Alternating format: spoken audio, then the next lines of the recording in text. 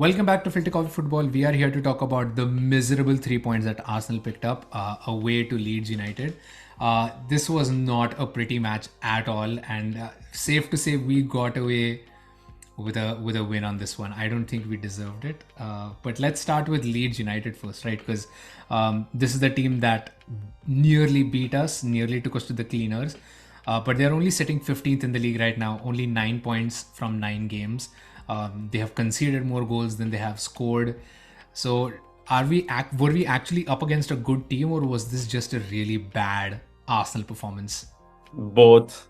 It definitely was. They had put their heart out into that game. Unfortunate for them that they couldn't put the penalty on target, because it's the one simple rule of taking a penalty. For all the banter that Bamford had, he couldn't put it on target, which really throws off all the chances that Leeds had. I really want to commend the referees. It's surprising coming from me, because they waited for communications to get back up, since they used VAR in the right way.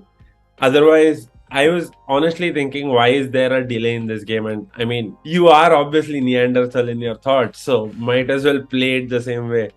But no, they waited for it, and it helped us because VAR did overturn a decision. It feels nice to be wrong sometimes, where you keep blaming the referees, but they actually turn up to do a decent enough job. Coming back to Leeds, I do feel that they are having more energy, but to me, if they can't get those results, the performances will eventually start to falter because they have not had the toughest start to the season. I think before Arsenal, the only real tough opposition that they faced was Chelsea. But outside of that, they haven't had that bad of a run in so far, and still they find themselves in 15th. So they really need to pick up some steam and pick up some crucial points. Otherwise, I see them kind of slowly going down into that relegation battle again, despite all the investment and despite a new face in the dugout. But yeah, let's get back to that horrible Arsenal performance. First off, Saka scoring with his weak foot from an incredible angle, absolutely needed because we were not really creating many clear-cut chances, even though we had a lot of the ball in that first half. But let's get back to the actual problem, that defense. Name one good player in our defense today. I mean, for me, it was Tomiyasu. He probably had the best game of the all. Quietest game. But everybody else, I mean, Saliba with the handball, Gabriel with just errors all over the pitch, and Ben White surprisingly not having that great of a game either. What do we fix? Like, how It do we was a not make game. this? It was a game where we did not know what we were doing, more or less. Gabriel losing his head, especially the part where he kicks Bamford or whoever that wasn't really needed. And I think we would have been outraged if it was us, our player, on the receiving end. So I really want to be fair in that assessment. But the red card was obviously not a red, because there was a foul in the build up. Again, this is a game where you are just up by 1 goal, and if that decision wasn't reviewed, you are looking at conceding another penalty, and maybe this one they score and the game turns out to be a draw. You lose out on 2 points or even three. We need to keep our head calm in moments where we don't know what we are doing. I think the best way is just to clear the ball, hoof it out, not really think about playing it out from the back. Which we did a lot of towards the Yeah. last few minutes.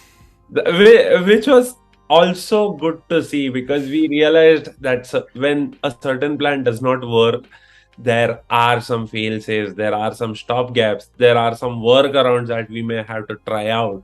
Hoofing the ball out for one was a good thing, because they go for the ball, then they come back again. Then you get time, maybe 10 seconds more to organize. Although that organization never mattered. Yeah, I think my main issue this game was we were just not able to hold onto that ball in the second half. I mean, I think we created a great chance in the first few seconds, if not minutes of the first half, and that was about it. Leeds just had complete control. We were not able to hold on to possession, which is remarkable considering the number of ball players we had on the pitch. You know, Xhaka didn't really do much, Partey didn't do much. Odegaard was making passes, but they weren't really going anywhere. And you know, even Ben White at right back, just not able. We were not able to break that Leeds press. They're not the most talented team when it comes to the press. They just execute the press. Probably one of I'll the one of the best teams in the league. But that is what we will come up against when we go ahead and face Manchester City, and they will do it in a much more aggressive fashion, and they have much more dangerous players that can really hurt us if we can't break that press. So I want that is to where add something to that though.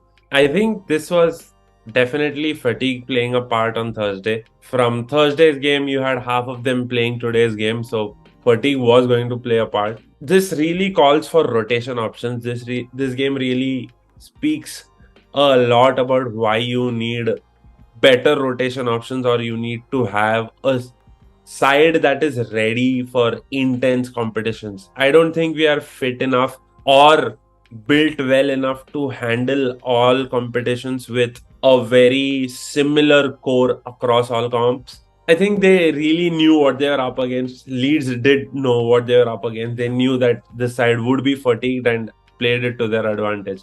Unfortunately, they couldn't get the points, but I'm sure other teams are going to look at this as a blueprint to counter us.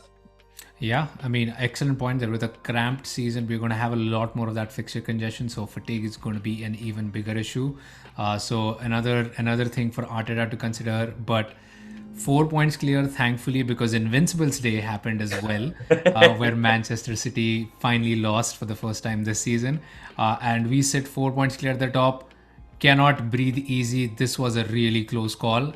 Let's keep on going now. God bless, knock on wood, whatever. Whatever floats your boat. Also, please like, share, and subscribe. As always, it's a small channel. It really helps us a lot. And we will see you guys next time.